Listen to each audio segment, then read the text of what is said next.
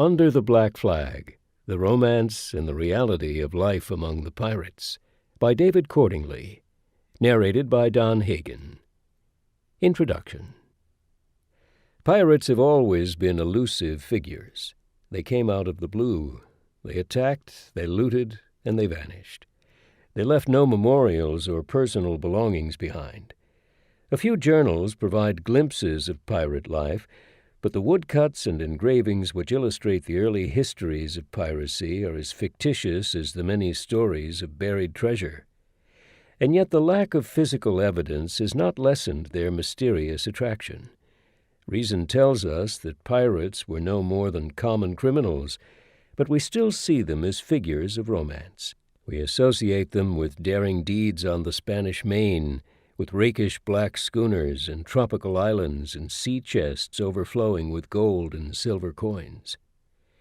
Most of us will never meet any pirates, and yet we know, or we think we know, exactly what they looked like. We learned about them when we were children. We have seen them on the stage and screen. They are as recognizable as cowboys, and like cowboys, they have acquired a legendary status. They have inspired some of the finest writers of the English language, and two pirate stories in particular, Treasure Island and Peter Pan, have become literary classics. Over the years, fact has merged with fiction. Inevitably, some of the stories vanish into thin air when they are examined. Most people assume that pirates made their victims walk the plank because that is the fate which Captain Hook was planning for the Lost Boys. But real pirates had no time for such ceremonies.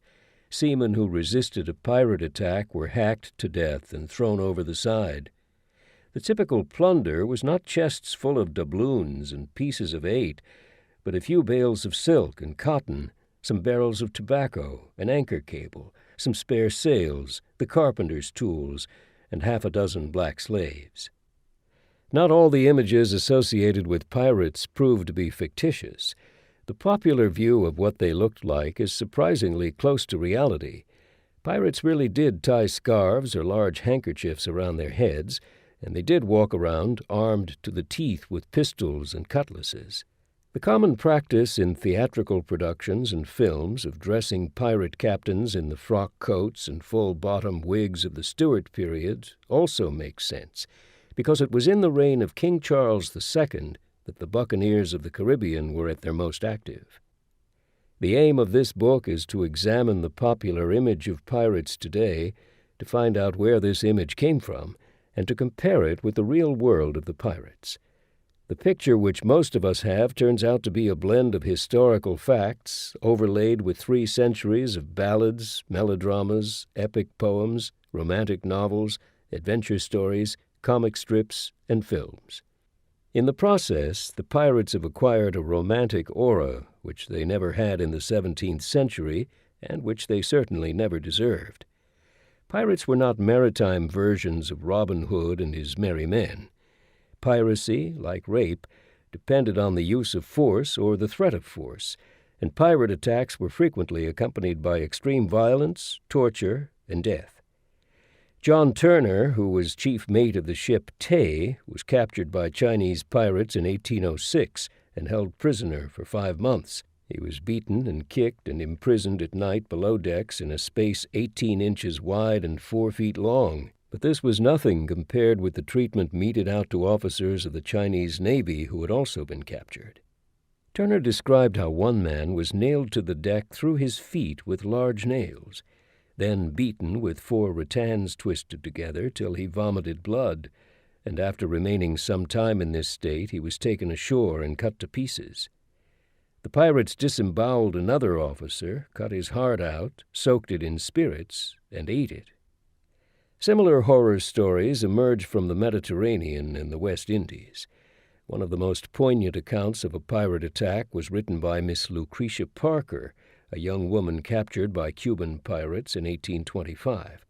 She was traveling from St. John to Antigua in the sloop Eliza Ann, under the command of an Englishman, Captain Charles Smith. On the 11th day of the voyage, they were intercepted by a small schooner whose decks were crowded with heavily armed pirates. After a brief fight, the pirates captured the Eliza Ann, looted her, and sailed both vessels to a small island off the coast of Cuba. All the victims were rowed ashore.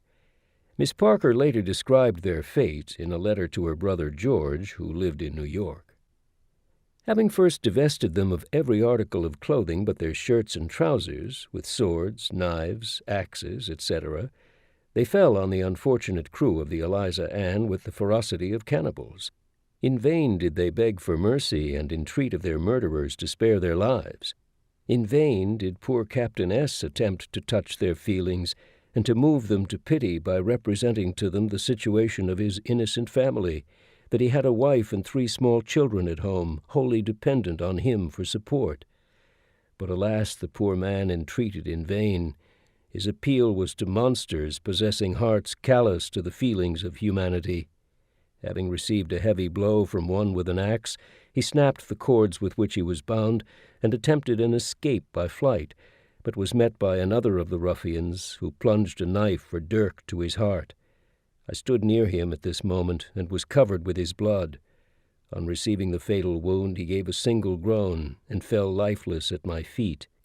Dear brother, need I attempt to paint to your imagination my feelings at this awful moment? Miss Parker expected to become the next victim, but it soon became clear that the pirate captain was keeping her for himself. Her virtue was saved by the appearance of a British warship on the horizon. The pirates abandoned the Eliza Ann and fled. They were later captured and taken to Jamaica, where Miss Parker identified them. They were all hanged. There has been piracy since the earliest times. There were Greek pirates and Roman pirates, and centuries of piracy when the Vikings and Danes were ravaging the coasts of Europe. The southern shores of England were infested with smugglers and pirates during Tudor times. A group of Dutch pirates called the Sea Beggars, or Waterhuizen, played a small but critical role in the history of the Netherlands. In 1571 and 1572, they temporarily abandoned their plundering raids and joined the forces of William of Orange to help liberate their country from the Spanish. In the Mediterranean, pirates took part in the Holy War, which was waged between the Christians and the Muslims for several centuries. Barbary corsairs intercepted ships traveling through the Strait of Gibraltar or coming from the trading ports of Alexandria and Venice, swooping down on the heavily laden merchantmen in their swift galleys powered by oars and sails. They looted their cargoes, captured their passengers and crews, and held them to ransom or sold them into slavery. The French played a major part in the history of piracy. Many of the most successful and most fearsome of the buccaneers who prowled the Spanish Main came from French seaports. Corsairs based at Dunkirk menaced the shipping in the English Channel in the mid-17th century. Their most famous leader was Jean Bart, who was responsible for the capture of some 80 ships. He later joined the French Navy and was ennobled by King Louis XIV in 1694. The Red Sea and the Persian Gulf were always notorious for pirates, and the Malabar coast on the western shores of India was home to the Maratha pirates, led by the Angria family, who plundered the ships of the East India Company during the first half of the 18th century. In the Far East, there was piracy on a massive scale. The Ilinan pirates of the Philippines roamed the seas around Borneo and New Guinea with fleets of large galleys manned by crews of 40 to 60 men, launching savage attacks on shipping and coastal villages until they were stamped out by a naval expedition in 1862. But the most formidable of all, in terms of numbers and cruelties, were the pirates of the South China Sea. Their activities reached a peak in the early years of the 19th century, when a community of around 40,000 pirates with some 400 junks dominated the coastal waters and attacked any merchant vessels which strayed into the area. From 1807, these pirates were led by a remarkable woman called Mrs. Chang, a former prostitute from Canton. Although the Chinese pirates and the Barbary corsairs will appear in some of the ensuing chapters, this book concentrates on the pirates of the Western world, and particularly on the great age of piracy, which began in the 1650s and was brought to an abrupt end around 1725, when naval patrols drove the pirates from their lairs and mass hangings eliminated many of their leaders. It is this period which has inspired most of the books, plays, and films about piracy, and has been largely responsible for the popular image of the pirate in the West today. The period opens with the emergence of the buccaneers in the Caribbean. It includes the savage raids of Henry Morgan on Portobello and Panama, and the unfortunate life and miserable death of Captain Kidd. It reaches a peak around 1720, when some 2,000 pirates were terrorizing ships on both sides of the Atlantic and seriously threatening the trade of the American colonies. Before proceeding any further, we need to be clear about the difference between piracy and privateering and the use of the words corsair and buccaneer. A pirate was, and is, someone who robs and plunders on the sea. According to a law against piracy which was passed in the reign of King Henry VIII, the term not only applied to robbery on the high seas, but also to felonies, robberies, and murders committed in any haven, river, creek, or place where the Lord High Admiral had jurisdiction. A privateer was an armed vessel, or the commander and crew of that vessel, which was licensed to attack and seize the vessels of a hostile nation. The license was issued in the form of a document known as a letter of marque and reprisal. Originally, the license was granted by the sovereign to enable a merchant whose ship or cargo had been stolen or destroyed to seek reprisals by attacking the enemy and recouping his losses. But by the 16th century, the system was being used by maritime nations as a cheap way of attacking enemy shipping in time of war. By issuing letters of marque to private ships, the sovereign was saved the cost of building and maintaining a large standing navy. The letter of marque was an impressive-looking certificate written in ponderous legal phrases and decorated with elaborate pen and ink flourishes. The privateer captain was expected to keep a journal and to hand over all ships and goods seized to an admiralty court to be assessed and valued. A proportion of the value went to the sovereign, the rest went to the ship's owners, her captain, and crew.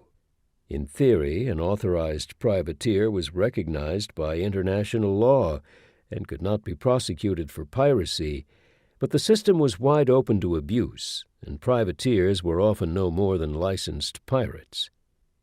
Pirates based in the Mediterranean were called corsairs. The most famous were those of the Barbary coast, who operated from Algiers, Tunis, Salé, and other ports along the northern shores of Africa, and they were authorized by the rulers of the Muslim countries to attack the ships of Christian countries. Less well known were the corsairs of Malta. They were sent out to loot shipping by the Knights of St. John, a military order created during the Crusades to fight the Muslim infidels on behalf of the Christian nations. As far as the captains and crews of the merchant ships sailing the Mediterranean were concerned, all the corsairs were pirates. Occasionally, one of the European nations would send a squadron of warships to combat the corsair menace, but it was not till Algiers was bombarded by the guns of a massive Allied fleet in 1816 that the corsairs ceased to be a serious threat to shipping. Buccaneers were pirates who operated in the Caribbean and around the coast of South America during the 17th century. Nowadays, the term is used very loosely to include lawless adventurers who preyed on any ships which fell into their hands, as well as men like Henry Morgan, who made war on the Spanish with a commission from the English governor of Jamaica. The original buccaneers were hunters in the woods and valleys of Hispaniola, the mountainous Caribbean island which is now Haiti and the Dominican Republic. They were mostly French, and they lived off the herds of cattle and pigs which had been introduced by the first Spanish settlers. They cooked and dried strips of meat over open stoves or barbecues in the fashion of the Arawak Indians, and it was the French word for this process, boucaner, meaning to smoke dry or cure, which gave these wild and uncouth men their name. They dressed in leather hides, and with their butcher's knives and blood-stained appearance, looked and smelled like men from a slaughterhouse. During the 1620s, the huntsmen drifted from the inner regions of Hispaniola to the north coast, and particularly to the offshore island of Tortuga, which became a base for piratical attacks on passing merchant ships and Spanish galleons heading home with treasure from Mexico and Peru. At first, there was little organization among the buccaneers, but they soon developed a loose confederation which became known as the Brethren of the Coast. At intervals, they came together for a combined raid on a major target, the most famous being the attack on Panama in 1671, which was led by Henry Morgan and resulted in the sacking and burning of the Spanish city. Many of the pirate captains were formidable characters, and some of the events which took place during the great age of piracy were as dramatic as any fiction. If it were not for the details contained in the logbooks of the naval officers concerned, it would be hard to believe the story of Blackbeard and his final stand among the shallows on the coast of Carolina. Scarcely less spectacular was the battle between the pirate ships of Bartholomew Roberts and the British warship HMS Swallow, which was fought on the other side of the Atlantic. The engagement began in a rising gale off Africa, with rain sweeping across the stormy seas. As the seamen struggled to load and fire their guns on the pitching decks of their ships, a tropical storm unleashed its full force, and thunder and lightning filled the air. The battle was to prove a turning point in the war against the pirates. Trial documents, naval logbooks, reports from colonial governors, and the depositions of captured pirates and their victims are the principal sources of information for the great age of piracy. The other source, which has been much plundered by writers and film directors, is a remarkable book published within 2 or 3 years of many of the events described within its pages. It is entitled A General History of the Robberies and Murders of the Most Notorious Pirates, and its author was Captain Charles Johnson. The first edition was published on May 14, 1724, and was so popular that other editions followed in rapid succession. Johnson took most of his information from the transcripts of pirate trials and from the reports in contemporary newspapers, such as the London Gazette and the Daily Post. The vivid detail of places and conversations suggests that he also interviewed seamen and former pirates.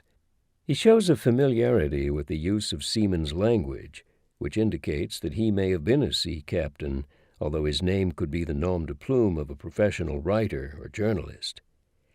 In 1932, the American scholar John Robert Moore announced at a literary meeting that the real author of the General History of the Pirates, as it is usually known, was none other than Daniel Defoe. He devoted several years to proving his theory and published his conclusions at length in Defoe in the Pillory and Other Studies. Moore's arguments were persuasive. He showed that the style of the language used and the frequent inclusion of moral reflections was typical of Defoe, and pointed out that Defoe was clearly fascinated by pirates. The year after publishing Robinson Crusoe, Defoe had written Captain Singleton, a work of fiction presented as the true autobiography of a pirate. He had also published a biography of Captain Avery entitled The King of the Pirates, and an account of the Scottish pirate John Gow. Professor Moore's reputation as the foremost Defoe scholar of his generation persuaded most of the libraries of the world to recatalogue the general history of the pirates under the name of Defoe. But in 1988, 2 academics, P.N. Furbank and W.R. Owens, demolished Moore's theory in their book The Canonization of Daniel Defoe. They showed that there was not a single piece of documentary evidence to link Defoe with the general history of the pirates, and pointed out that there were too many discrepancies between the stories in the book and the other works on pirates attributed to Defoe. So convincing are their arguments that there seems no alternative but to abandon the attractive theory that Defoe wrote the general history of the pirates, and to return the authorship of the work to the mysterious Captain Johnson. Whatever the identity of the author, the book has had a far-reaching effect on the popular view of pirates. It is the prime source for the lives of many pirates of what is often called the Golden Age of piracy. It publicized a generation of villains and gave an almost mythical status to men like Blackbeard and Captain Kidd, who subsequently became the subject of ballads and plays. As the threat of piracy receded and attacks on merchant shipping in the Caribbean and along the American seaboard became few and far between, the public perception of pirates underwent a change. Instead of being regarded as common murderers and robbers, they began to acquire the status of romantic outlaws. This image was given a major boost with the publication of an epic poem by Lord Byron in the early years of the 19th century. It was entitled The Corsair, and described the adventures of Conrad, a proud and tyrannical pirate leader. With his pale and gloomy countenance and his air of doom, the Corsair combined the vices of a Gothic villain with the ideals of the noble outlaw. Byron tells how Conrad rescues a lovely slave girl from the harem of the Turkish pasha. She brings him a dagger so that he may kill his enemy, the pasha, while he is sleeping. Conrad decides against such a cowardly act, whereupon the slave girl murders the pasha herself. They escape to Conrad's pirate island.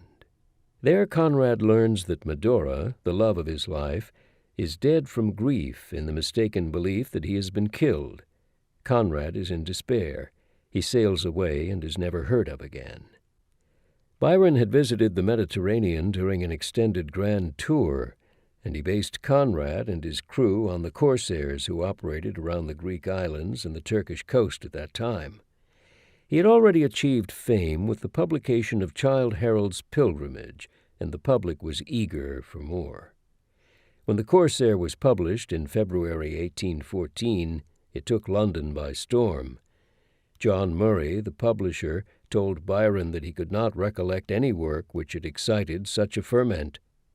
I sold on the day of publication, a thing perfectly unprecedented, 10,000 copies, and I suppose 30 people, who were purchasers, strangers, called to tell the people in the shop how much they had been delighted and satisfied. In the following month, 7 more editions were printed. Apart from becoming a bestseller in England, Byron's poem had a considerable following on the continent. Among the many works inspired by its piratical theme were Verdi's opera Il Corsaro of 1848 and the overture Le Corsaire by Berlioz. Fictional works about pirates blossomed during the 19th century. Walter Scott wrote a historical novel, The Pirate, based on the life of a notorious Scottish pirate called John Gow. Captain Marryat published an adventure story which was also called The Pirate, and R.M. Ballantyne included pirates in Coral Island, the most enduring of his many stories for boys. But it was Robert Louis Stevenson who was to bring the distant world of pirates to life with a slim volume about a sea cook, a treasure map, and a schooner called the Hispaniola. 1. Wooden Legs and Parrots. Robert Louis Stevenson was 30 years old when he began writing Treasure Island.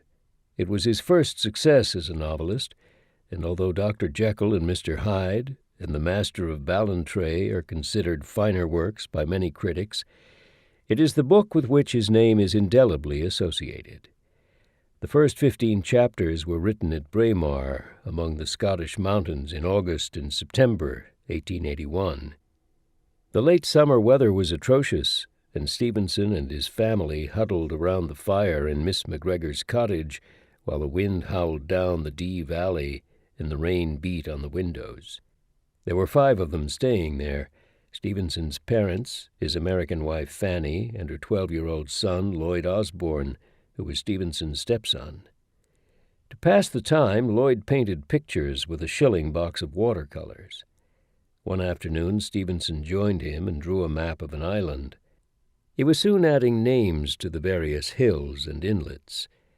Lloyd later wrote, "I shall never forget the thrill of Skeleton Island, Spyglass Hill, nor the heart-stirring climax of the 3 red crosses.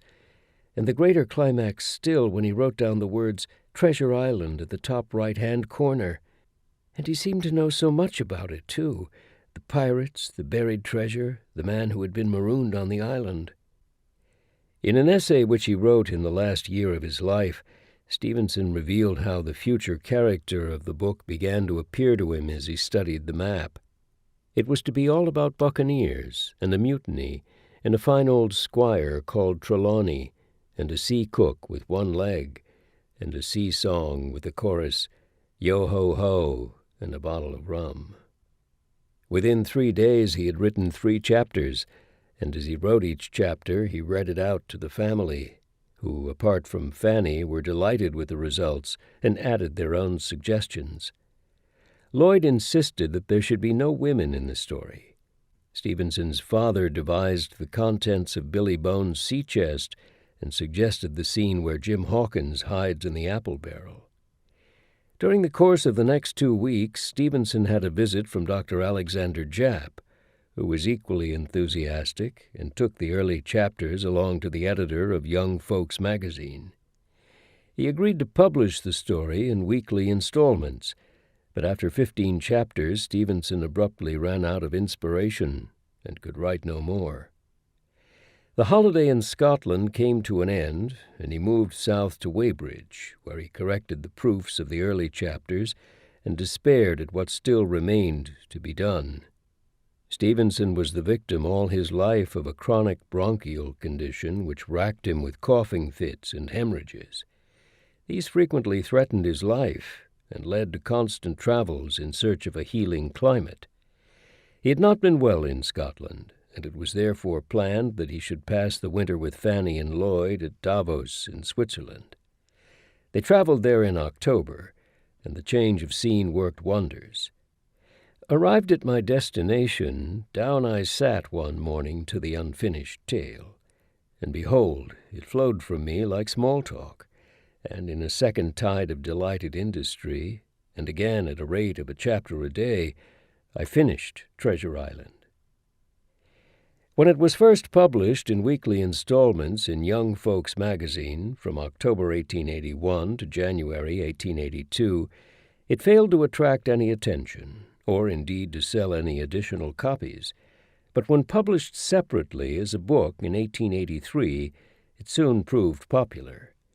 The Prime Minister, Gladstone, was reported to have stayed up till 2 in the morning in order to finish it, and it was widely praised by literary critics and by other writers. Henry James thought it a delightful story, all as perfect as a well-played boy's game, and Gerald Manley Hopkins wrote, "I think Robert Louis Stevenson shows more genius in a page than Scott in a volume." G.K. Chesterton particularly admired Stevenson's evocative style. "The very words carry the sound and the significance.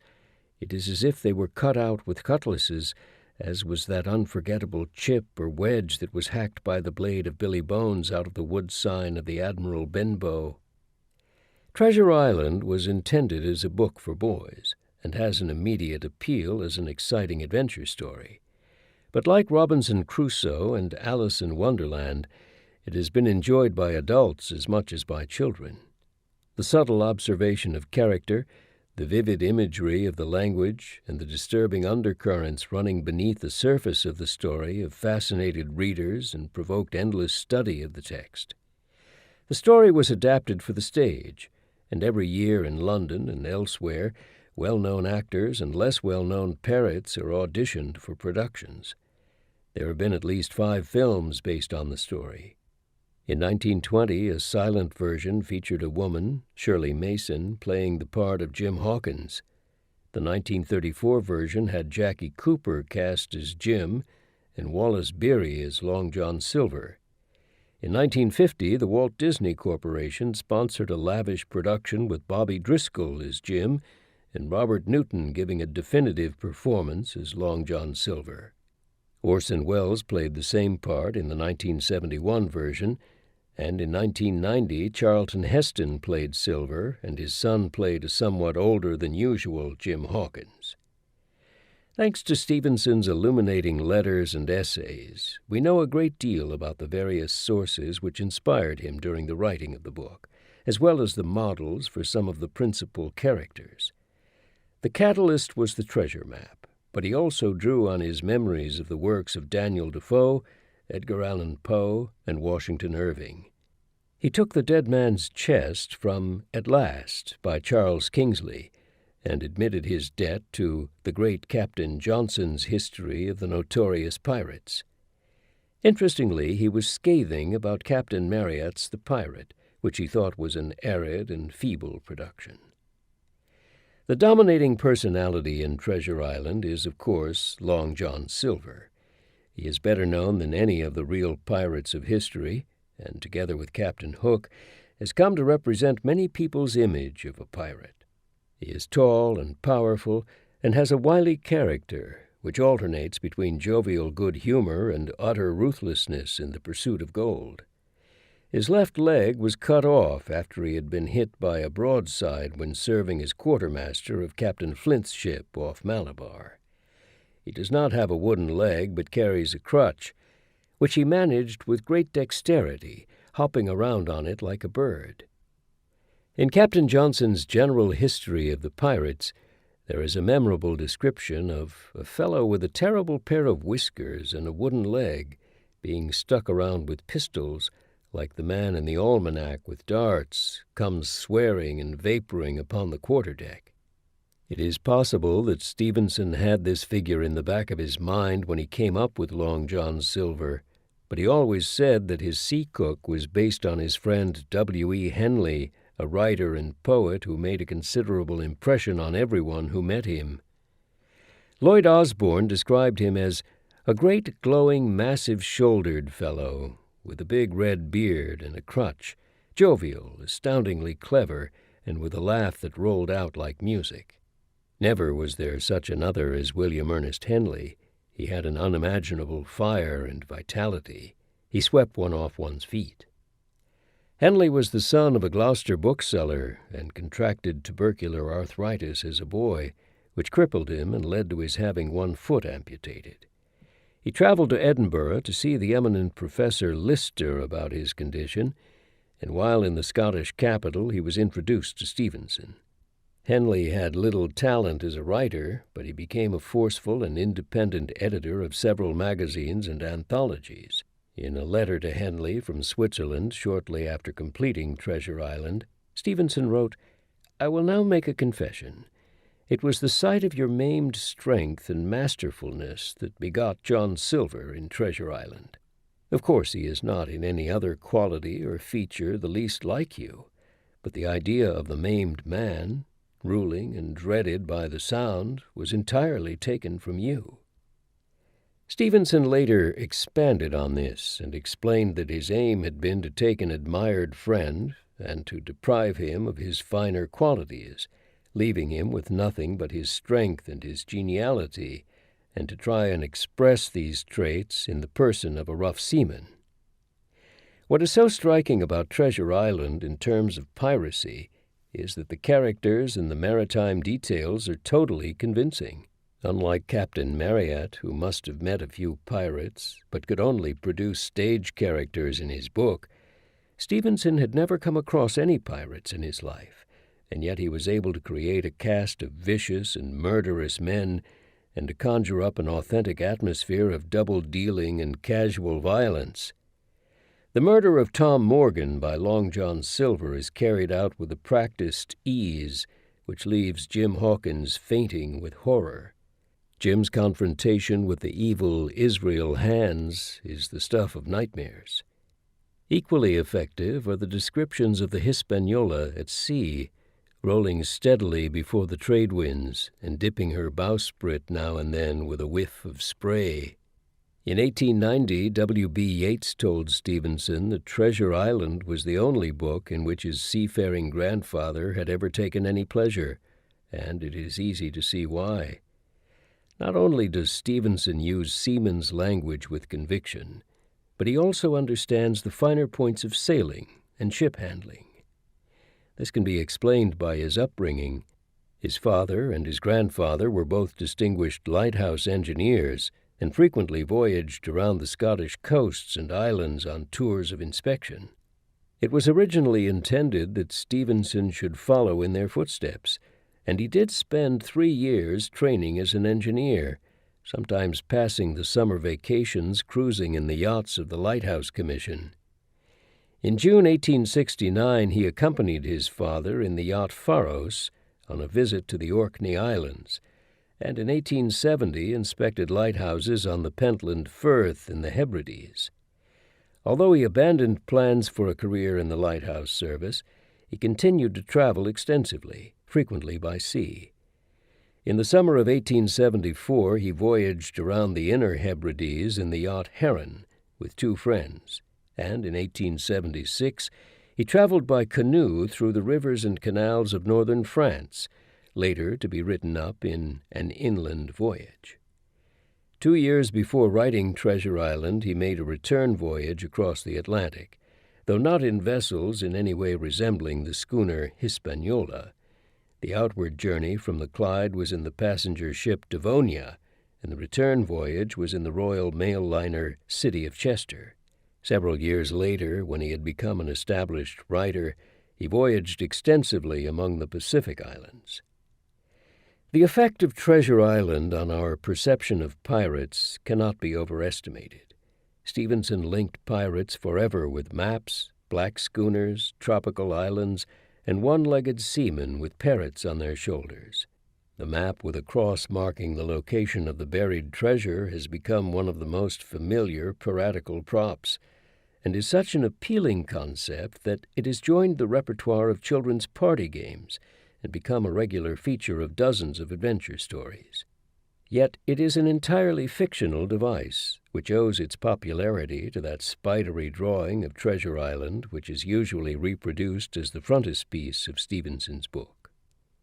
Wooden legs and parrots were not fictional devices, however.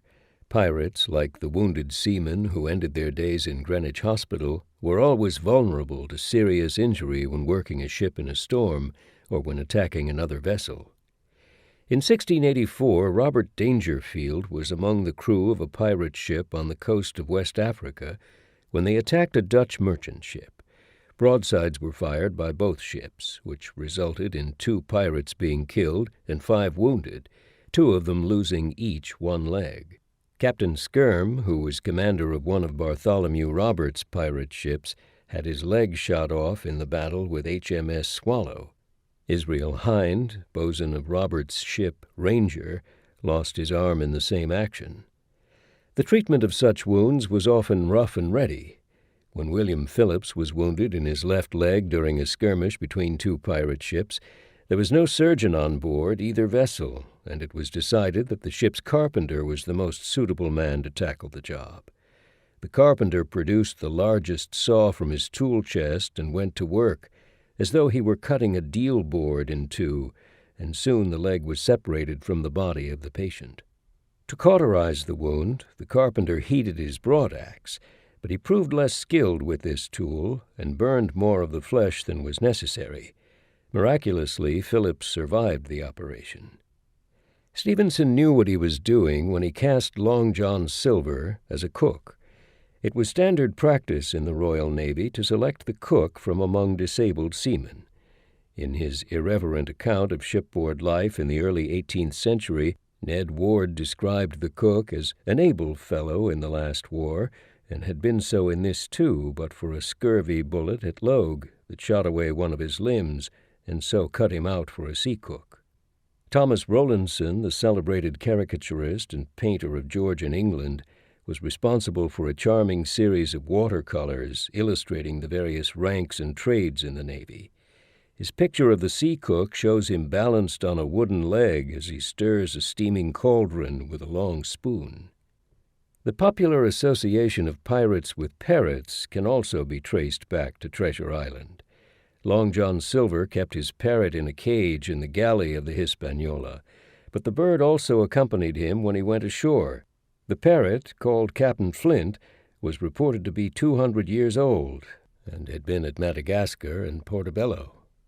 Arthur Ransome reinforced the link between pirates and parrots in his adventure stories about children on their summer holidays in the English Lake District and elsewhere. These stories have lost some of their appeal for children today, but were immensely popular with English boys and girls in the 1930s, 1940s, and 1950s. In Swallows and Amazons, first published in 1930, Nancy and Peggy Blackett play the part of pirates and fly the Jolly Roger from the mast of their 13-foot sailing dinghy. They have an uncle who is a retired pirate and lives on a houseboat. Ransome makes clear his debt to Treasure Island by calling the uncle Captain Flint and providing him with a green parrot. At one point, Peggy Blackett remarks, "We were teaching the parrot to say pieces of 8 so that it would be a good pirate parrot to take with us to Wildcat Island. It only says Pretty Polly. That's no use to anyone." Captain Flint and his parrot appear in several of the subsequent stories, notably in Peter Duck, which describes a voyage to the Caribbean in search of buried treasure. It was common for seamen who traveled in the tropics to bring back birds and animals as souvenirs of their travels. Parrots were particularly popular because they were colorful, they could be taught to speak, and they were easier to look after on board ship than monkeys and other wild animals. They also commanded a good price in the bird markets, which were such a feature of 18th century London. In September 1717, Michael Bland put an advertisement in the Post-Man, which announced that parakeets with red heads from Guinea and 2 fine talking parakeets from Buenos Aires and several young talking parrots were being sold at the Leopard and Tiger at Tower Dock near Tower Hill. In the next issue of the Postman, David Randall went one better.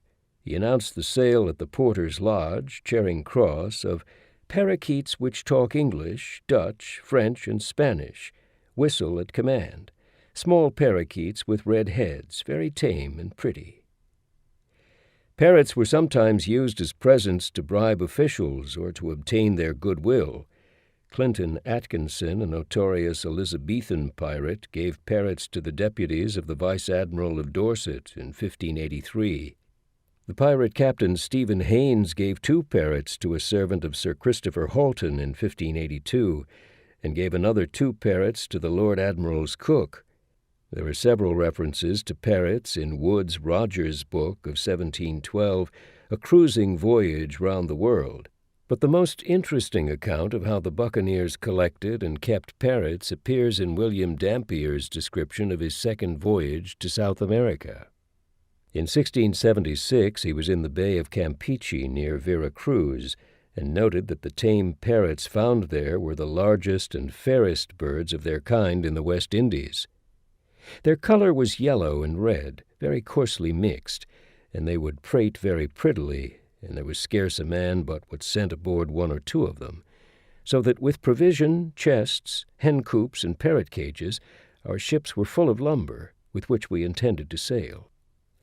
Who exactly were the pirates, and where did they come from?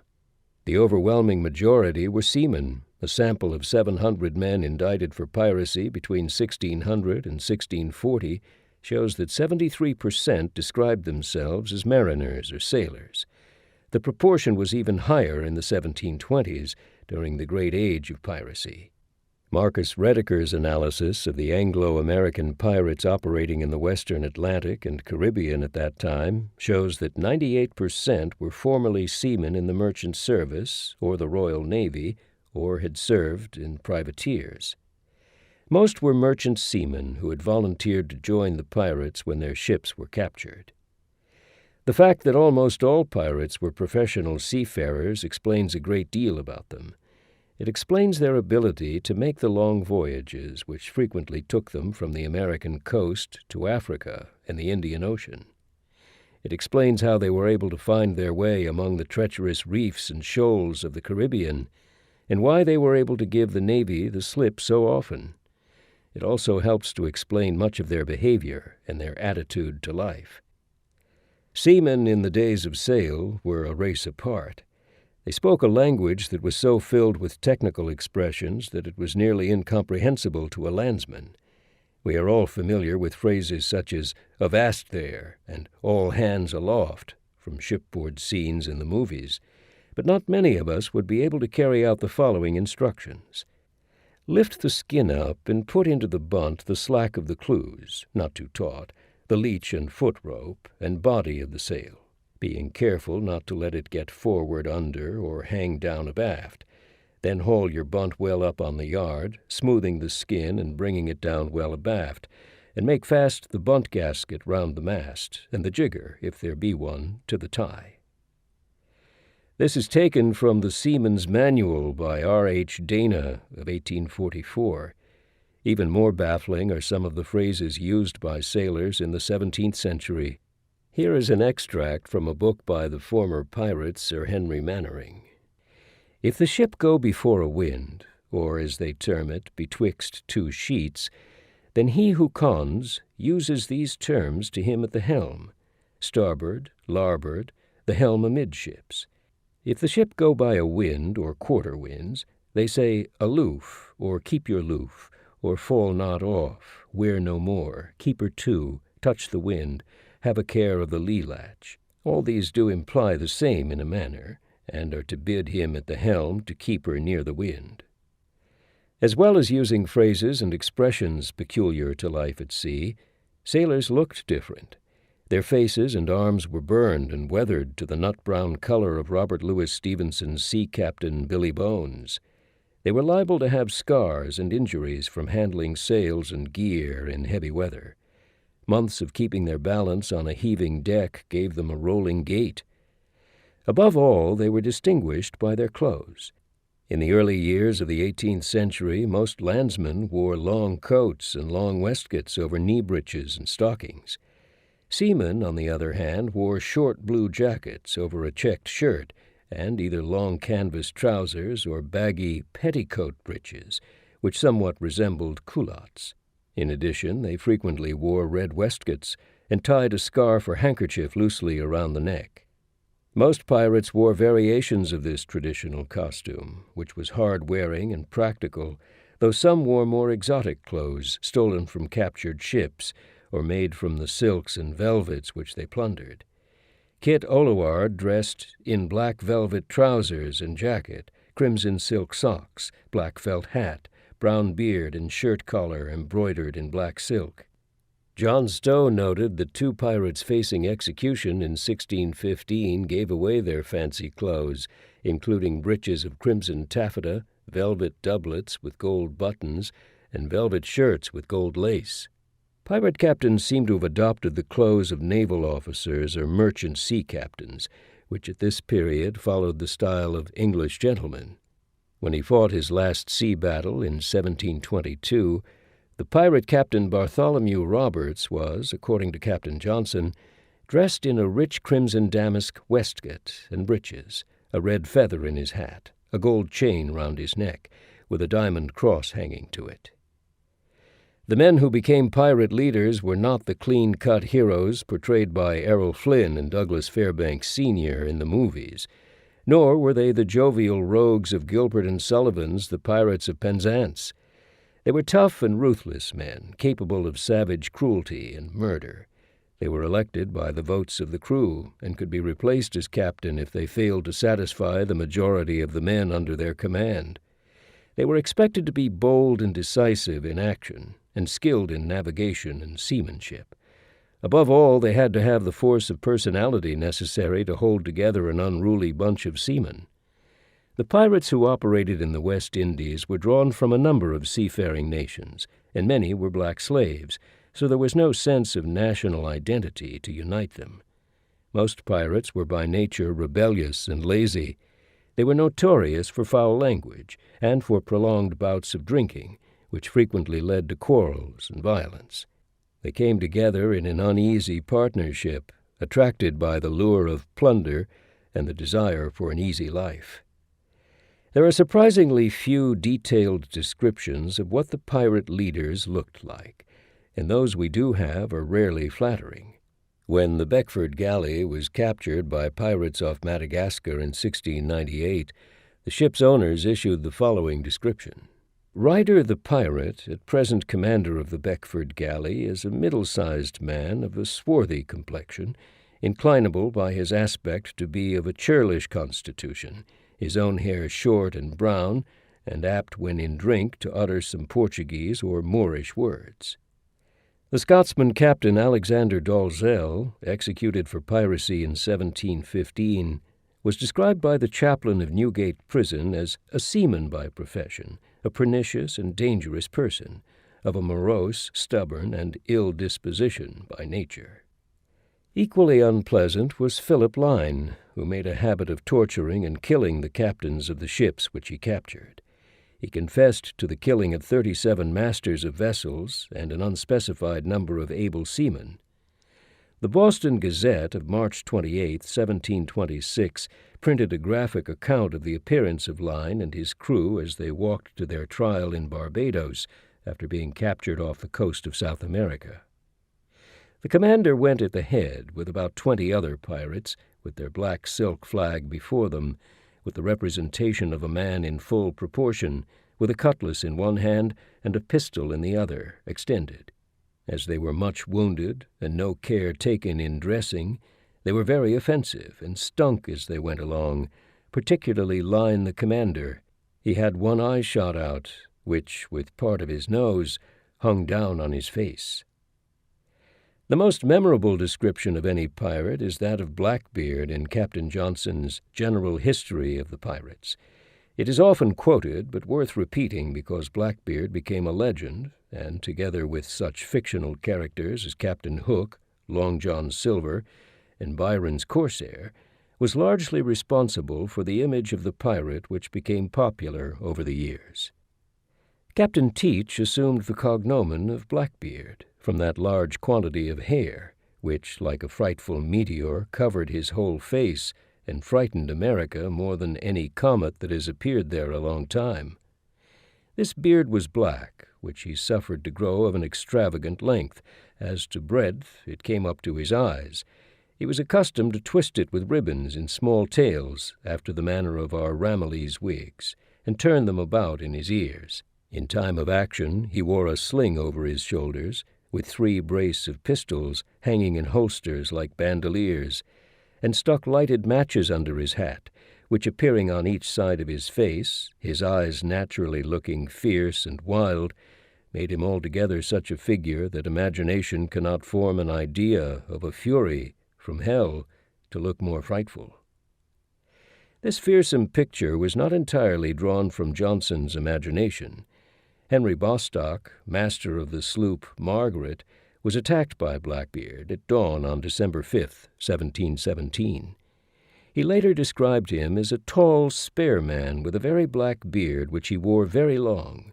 Lieutenant Maynard, the naval officer who led the expedition against Blackbeard and fought him to the death on the deck of his ship, noted in a letter to a fellow officer that Captain Teach went by the name of Blackbeard because he let his beard grow and tied it up in black ribbons. The practice of going into action armed to the teeth is confirmed by numerous accounts of pirate attacks. The carrying of several pistols was not simply to frighten the enemy, but was a wise precaution. Flintlock pistols were unreliable at sea, and if one failed to fire because of a damp charge, a second might save the day. When he went into battle against the 40-gun warship HMS Swallow, Bartholomew Roberts had 2 pairs of pistols hanging at the end of a silk sling slung over his shoulders, according to the fashion of the pirates. There is interesting confirmation of this among the artifacts recovered from the sunken pirate ship Whydah. At the stem of the wreck, an elegantly designed pistol with ornate brass scrollwork was discovered, and tied around its handle was 3 feet of silk ribbon. Pirates were also in the habit of wearing their weapons when they were off duty. Robert Drury visited one of the pirate settlements at Madagascar in 1716 and found the men living in some style on their plantations. One of these men was a Dutchman named John Pro, who spoke good English. He was dressed in a short coat with broad plate buttons and other things agreeable, but without shoes or stockings. In his sash stuck a brace of pistols, and he had one in his right hand.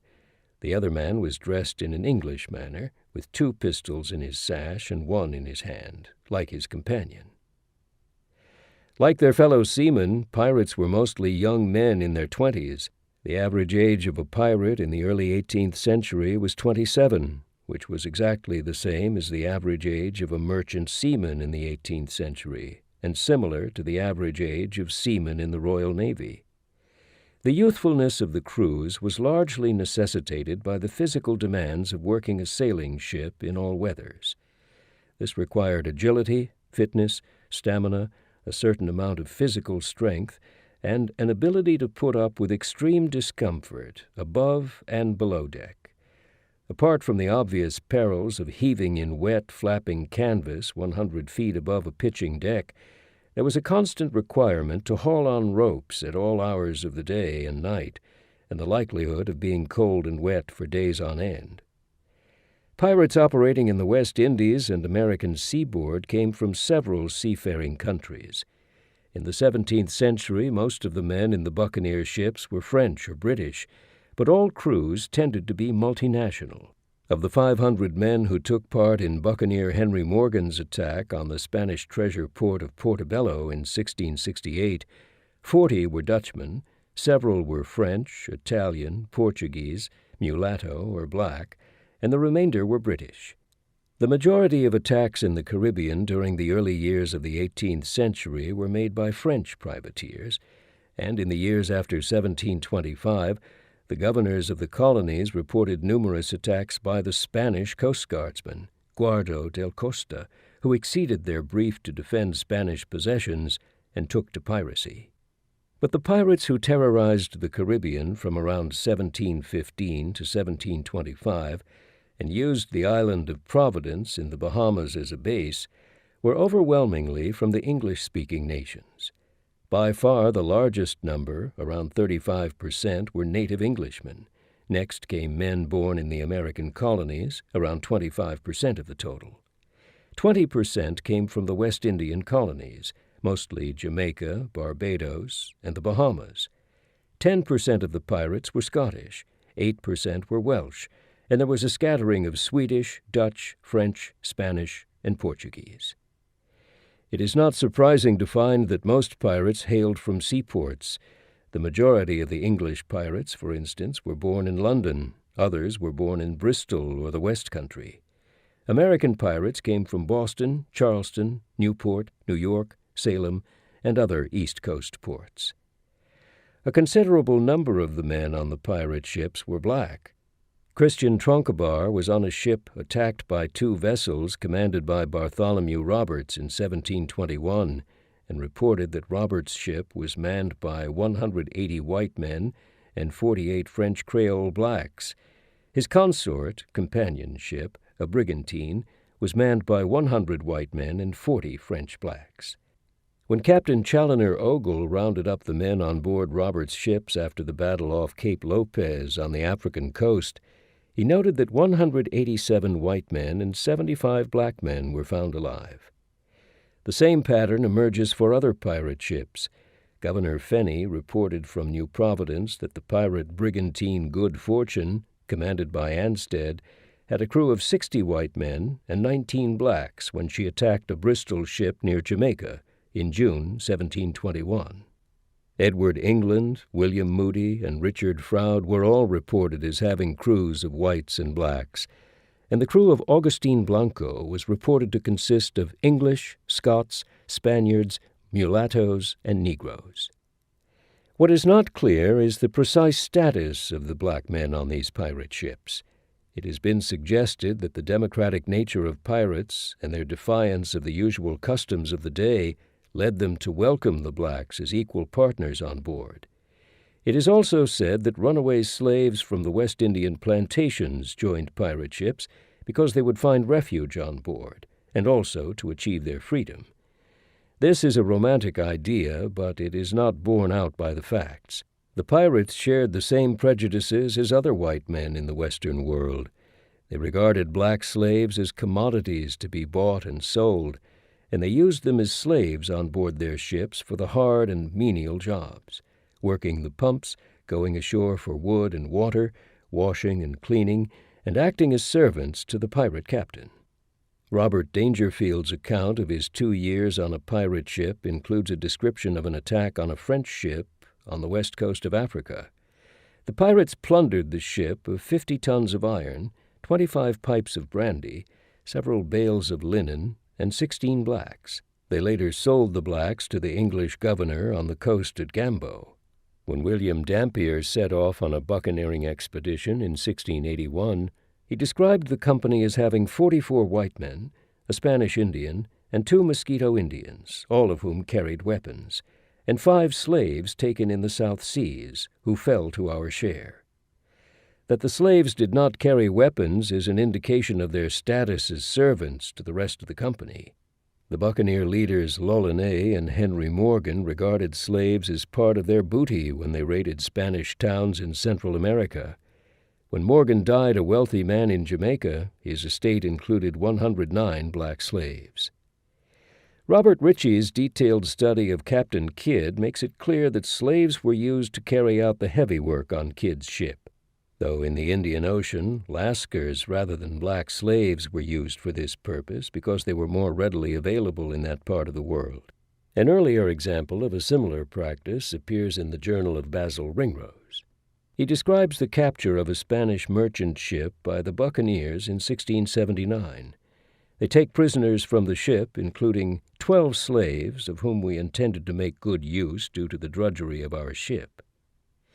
During the peak period of pirate activity in the West Indies in the years around 1720, there were numerous reports of pirates capturing slave ships, and even going ashore to steal black slaves from the islands. In 1724, a group of merchants trading to Jamaica wrote to the Council of Trade and Plantations in London and complained that pirates were responsible for the havoc and destruction of the ships employed in the Negro trade on which the being of our colonies chiefly depends. A common feature of many pirate films and a number of novels is the portrayal of the pirate captain as an aristocrat or as an educated man of some standing in society who is taken to piracy as the result of some misfortune in his recent past. The hero of the film Captain Blood is a handsome English physician, played by Errol Flynn, who has been sentenced to slavery in the West Indies because he was caught attending to a wounded rebel soldier. He escapes, captures a ship, and becomes a pirate captain. In The Black Pirate, Douglas Fairbanks Sr. is a duke who has joined the pirates in order to seek out and avenge himself on the pirates who murdered his father. There were, in fact, no aristocrats among the Anglo-American pirates of the early 18th century, but there were several in the previous century. The most interesting was Sir Henry Mannering, who took his degree at Brasenose College, Oxford, in 1602, studied law at the Inner Temple, and after a spell in the army, bought a ship from the famous shipwright Peter Pett and went to sea as a pirate. Between 1613 and 1615, he plundered Spanish ships. We hope you enjoyed this preview. To continue listening to this audiobook on Google Play Books, use the link in the video description.